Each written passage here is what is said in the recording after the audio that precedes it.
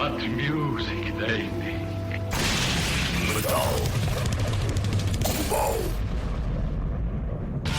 Sejam bem-vindos a mais um podcast de metal global. Hoje a conversa é com os Draconian, que vão editar In Somnolent Ruin já esta sexta-feira, dia 8 de maio, o selo da Napalm Records. Antes, não quero mais lembrar que podem ouvir a versão rádio exclusiva na RTP Play.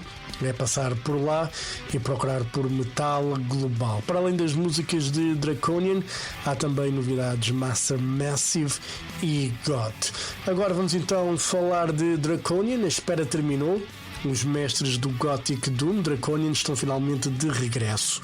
O novo capítulo desta jornada chama-se In Somnolent Ruin e chega até nós já esta sexta-feira, dia 8 de maio, com o selo da Napalm Records. Preparem-se para um dos registros mais viscerais e pessoais de toda a discografia da banda, uma viagem onírica composta por 9 temas, onde o lirismo poético de Anders Jacobsson nos guia por caminhos inesperados. Curiosamente, este disco acabou por encontrar o seu próprio destino. Sem planos prévios, a teoria da alma de Platão emergiu organicamente durante o processo criativo, tornando-se o fio condutor desta obra. A banda regressa a Portugal como uma das grandes atrações do Gothic Doom em setembro. Vai ser concerto a não perder. Entretanto, fica nesse lado. A conversa hoje é com o vocalista Anders Jacobsson dos Draconian. Hey, do you hear me? Hello, Anders. How are you? Hey, I'm fine. Sorry, I'm a couple of minutes late here. The other interview was dragging over a little bit. So, yeah. It's okay. It's not always easy with these time frames here. Yeah. But yeah. It's part of the job. Yeah. All good. Yeah, that's good. And, before we start talking about the new record, it's been 6 years since Under a Godless Veil was released. A lot happened. Yeah. And a lot happened. So can you guide me a bit through what happened for this long delay between records? That's actually quite a big question. There's a lot of water on the bridge. I mean, when this album was released, finally, the previous album, Under Godless Veil, that's when COVID, we had, during 2019 and the beginning of 2020, when the album was finished, we were supposed to do a tour to promote it. But that's when the lockdown started to happen for real. And we couldn't really, we had all these plans to do it, and our vocalist back then, Heike, she was starting to have a little bit of second thoughts if she really wanted to do tours to that extent that the rest of the band wanted to do it. And I think she realized that that the album was amazing, and she really did a good job. And I don't think she wanted to she didn't want Draconian to be like a touring band in the sense that the rest of us wanted. So, and she wanted to focus a little bit more on her own projects and to move in with her boyfriend and all of that. So we started, we talked to her about Lisa, and she was completely fine that we could tour with her instead of just finding someone new again. But, because of COVID, all of that didn't happen. Nothing, we had to we had to cancel like 2 or 3 tours, Yeah. Crazy. But during this time, there was a lot of back and forth what was going to happen. And for a month or two, both Lisa and Heike was in the band. Because, we do live with Heike, and they can both be on the album. Live with Lisa, sorry. And they can both be on the album. But in the end, I don't think it didn't work out for Heike and the plans she had. So in the end, Lisa came back, and she was very happy too. So there was no, everyone got what they wanted in the end. And by then we also had, 2 other members or Niklas had been joining the band a couple of years before. And Daniel, our drummer, he has been working with us since the beginning of 2019, since our drummer Jerry was very busy, couldn't tour and stuff. So he's also now a real member in the band. So we have this updated.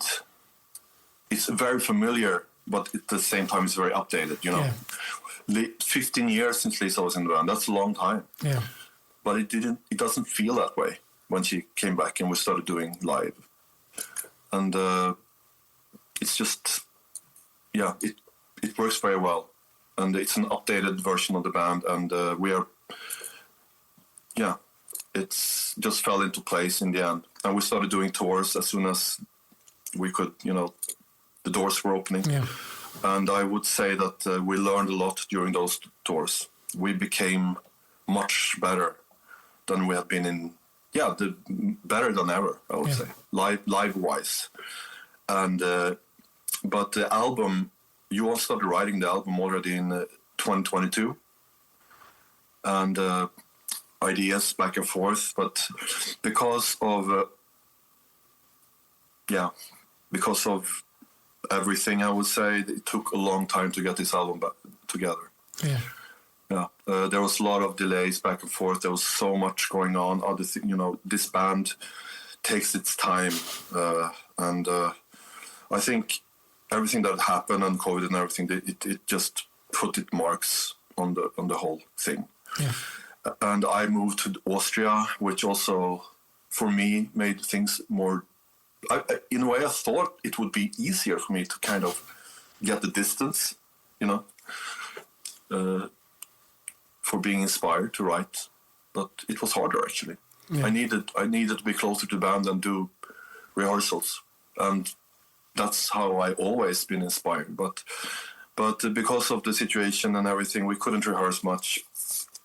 So everything had to be done in like our own little bubbles separately, and that was very difficult for me. And it took a while to get everything right. But so this has been a long time coming, and then in the end, because of how things work with labels and how they want to release, and that also put it a bit back, like setbacks, moving everything forward. It's not easy. So, no, it's not easy. It's not easy. It was difficult, very difficult to write this album to find an idea of what it was actually about. So I'm very glad that it's done, and that the feedback so far seems pretty good. No, the album is pretty amazing. Thank you. We listening to the records. I mean, if there was any difficulties, we don't hear it. No, I think that's the most important thing that comes to the outside for the fans. It doesn't feel like, there was any issues or difficulties behind, because the album sounds really amazing. And, that first song, I Welcome Thy Arrow, it's a fucking amazing track. It's actually one of my favorites, I would say. What was the inspiration behind that song for start? It was a dream that I had. The thing is that I usually go a little bit more, universal with my lyrics, but this time around it's very personal.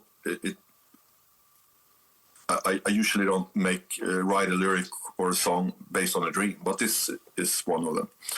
But I think it's just because it was so vivid. It stayed with me, and I think I dreamt it a few times, and it kept changing, and it kept almost like it was this mini-series of shit that was going on in there.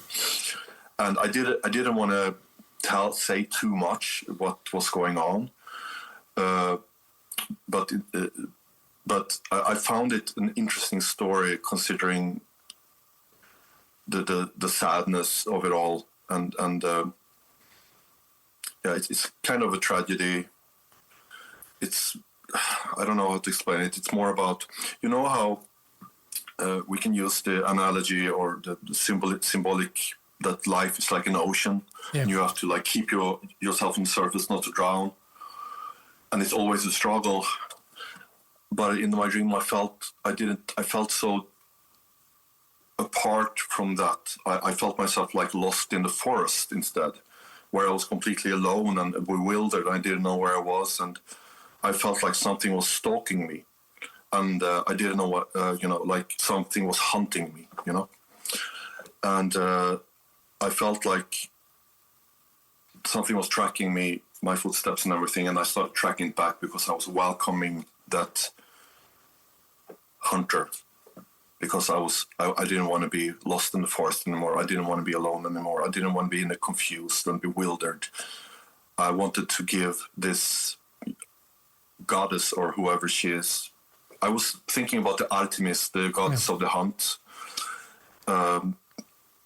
So I was having that in my mind. That's who I saw in my dream, or some kind of archetype, similar archetype. So, but in the end, it's more about coming home. It's more about not having to, because the song ends in this doomy way about, now I am not trapped in this cycle anymore. Now I have finally found my way out of this forest. Yeah. And maybe it seems like it was in the worst way possible, but it didn't feel like that in the dream. It felt more like I was seeking it out. I was on the same page as the huntress, but of the way around. So it might seem a little bit weird for people to hear this, but it was just something I wrote a poem about it, so I wanted to use that. Do you normally have vivid dreams like that? Not so often, and that's probably why.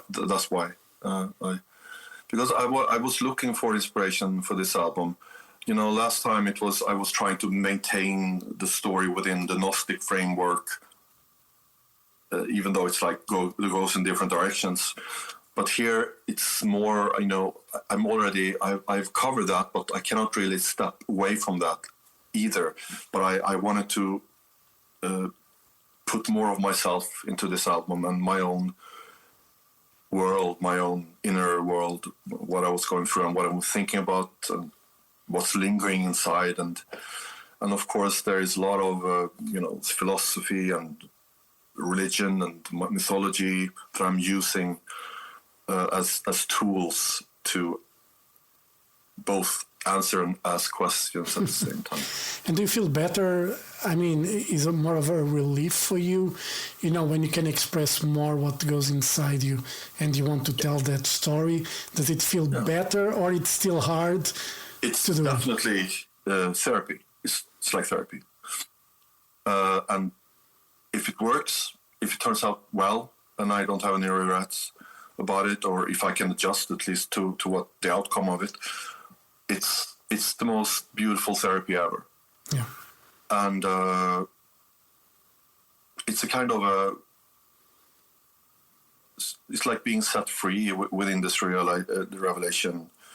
And if you can live it out on stage, if you can express it, there's so much energy that goes also by growling and it's like an energy outburst. It feels great afterwards. I've always said that because now we don't rehearse so much because we're so spread out, but and I think that's part of why it was more difficult to find inspiration. That's why it took, at least for me, a long time.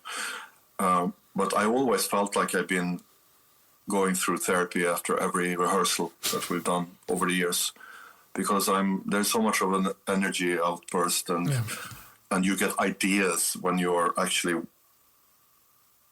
when you're giving so much energy. And also, I love this kind of music, and I've been in the band for so long, and it's such a big part of who I am. Yeah. So. And, I was reading the press release, and they mentioned, Plato's theory of the soul as a current theme. You read a lot of Plato. Sorry. No. What brought you to that to that theory of the soul for this record? I guess you mean I think in the press release they're talking about the allegory of the cave and the shadows in the cave and everything. The thing is that I keep saying this now when it comes to interviews of this album, that it's not a concept album about that. It's not something that I was like consciously and willfully like inspired by when I wrote. It was not something that I was keeping in mind that I wanted to be about particularly. I think this allegory is extremely interesting, and it's of course in the back of my mind, but it's not an album about that in particular. It's just something that I'm inspired by, and of course it comes to that when it comes to the I happen to believe in the Platonic and Gnostic way of looking at the world and yourself and the soul, and that everything you have that you are shown might not be what it's what you allow to be shown.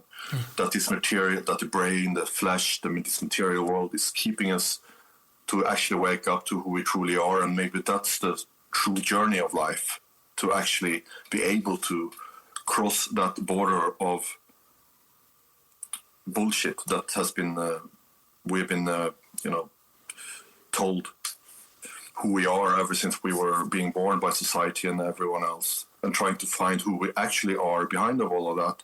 It's not to become something else or someone else. It's about becoming who you are, really already are. And I think that's my main inspiration, and I think that's why I have maybe mentioned Plato's cave allegory a lot, because it is an oppressive world, and I don't think the rulers are in our best interest. Yeah. And you can see that it's like a powder keg right now also. Yeah. Everything is connected. The materialism, the authoritarianism, things that are kept from us, it's just an updated, more technological flavor of this whole way of, social control that's been going on. Whether it's politics or religion, it's the same thing. And I think I would never want to, tell people how to that. Okay, but I think people in themselves. I think the answer is in here. I don't think it's out there. Yeah. I think we already have it. We just need to wake up to it and find our way. And I think that there's beauty in that. There's hope in that. There's potential in that. I believe in humanity in that sense, because I just think that there's so much bullshit that's been put in front of us that it's hard to get over. And that's why we are dealing with all these problems. And I think music like this is an outlet. Art in general, being able to create something is the most important thing. That's what we can do. Yeah. I think that's our most important. If we can, I think we all can do something. We are all, as long as we create something, we are revolutionaries. Yeah. Because I was reading it about Plato, and I had philosophy in school back in the day, and one thing that philosophy made me do was write a lot. And reading, and I remember an exam would be just one question, and I cannot just write one paragraph. It had to be like 2 pages long. And that's one of the things, and looking now these days, I don't think people are able to even read a paragraph, let alone a book from start to finish, and think about it. They just don't do it anymore. No, it's you're completely right, and that it's harder for me as well. I'm very easily distracted, more distracted now than before because of all the gimmicks and all the addictions that comes with it, and everything I need. Everything is like I have to kind of put myself in a specific state to be able to relax and actually put the phone down and read a book. But the thing is that when you actually get there and you do that, the more you read, the more inspired you become. The more you know, the more you will be able to understand yourself. Not because the book is telling you how to be or what to believe, but you're able to understand things and you make up your own. You the more you know, the more you can relate or not relate, and you can connect dots and everything. It's all about knowledge, and reading is something that it's probably people read probably less now than ever. Yeah, and that goes for myself as well. Yeah, and people I buy books and all of that, but it might take a year or two before I'm actually picking it up. Yeah, and it might also be a reason why it was hard to be inspired. Yeah, I love to buy books, and sometimes I take some time to get the book and read it properly, but I still like to buy books. But now there's people that like buy audiobooks, and I honestly don't understand why people will do that, because I get it why they might exist, but it's laziness at its core. Yeah, I mean, I can understand for some people. I mean, if you're very much an outdoors person, for example, you walk a lot, and if you want to hear a story, I mean, I think it serves its purpose. Yeah. But if you do it, you don't have to. Just because you want to do something else at the same time instead of reading, then I think there's something lost there. And I think with a book, you can actually put it down a little bit and think about the paragraph you just read. You do things in your own pace. It doesn't have to. There's no stress about it. And you might not even like the voice in an audio.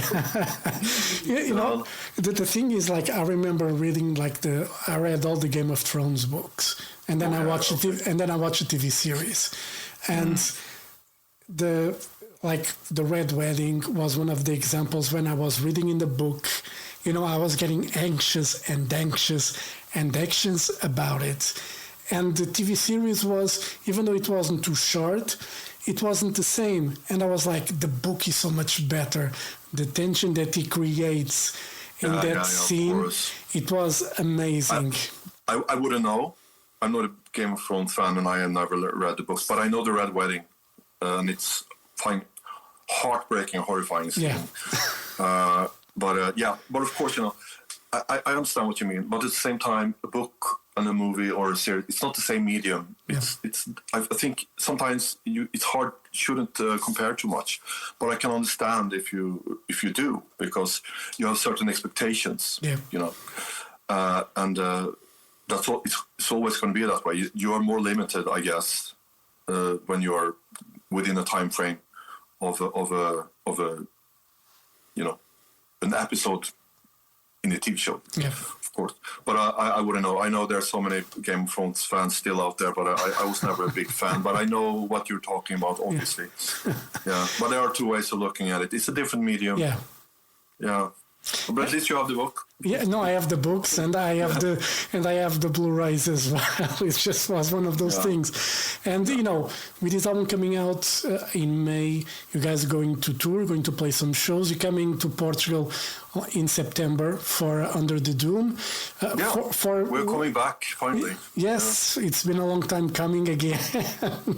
What can we expect from Draconian live now and for these new records?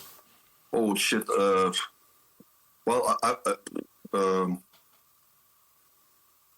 guess new songs and an update.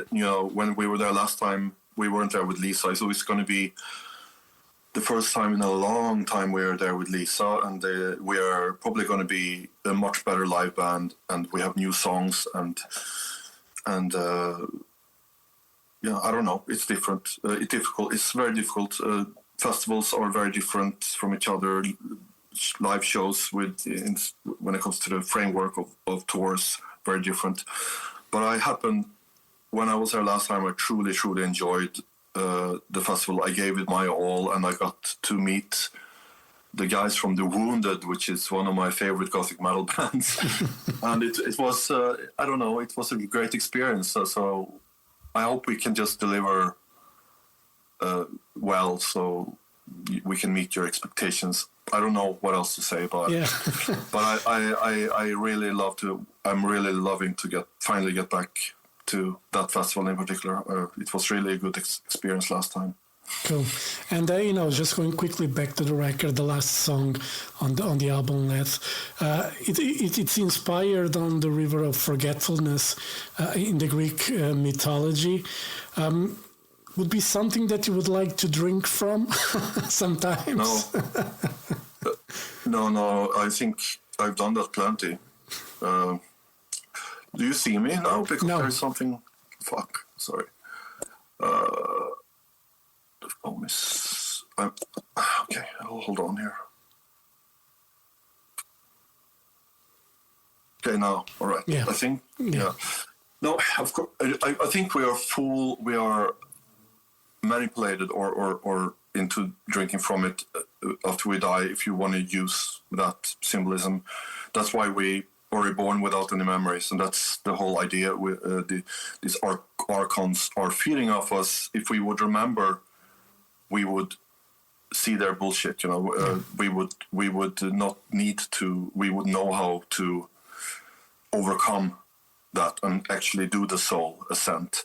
The river of forgetfulness is there for us to forget, so we can go back to this world, and so these parasite entities can feed off us. It's almost like the Matrix, and this is something that the Egyptians talked about and Plato brought into the Western world. So, and it was developed further by the different sects of Gnosticism and early Christianity before it got canonized into more a political, social control movement, and basically a right-wing cult of personality movement.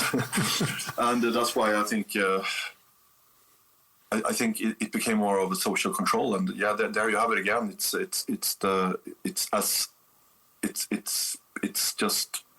is this way. Unfortunately, we need to going back to the idea of remembering and waking up to who we are is important. But because we are having this shade in front of us, and maybe we are meant for something more than this, and maybe that's the light. Maybe as long as we know that and have that feeling, we can draw from that longing inside. We can aim for it more clearly. Yeah. And that's why I don't want to be too much of a doomer when it comes to all of this. I think there's hope in the end. There's no end to it.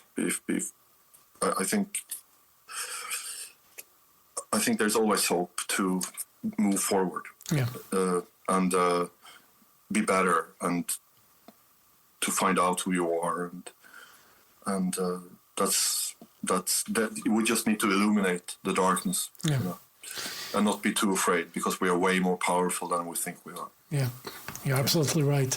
Anders, thank you very much for your time. All the best for Draconian, In Somnolent Ruin. Amazing records. Was worth the wait for 6 years. Great to have Lisa back as well. She sounds amazing. And I said I welcome Diarro. Probably one of the best songs you guys ever done.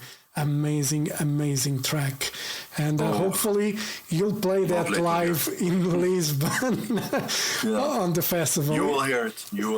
Okay, well, I'll be there listening to it. Anders, thank you very much. Have a great day, and see you in September in Portugal. All right? Yeah. Thank you. Bye. Thank you. Bye. Bye.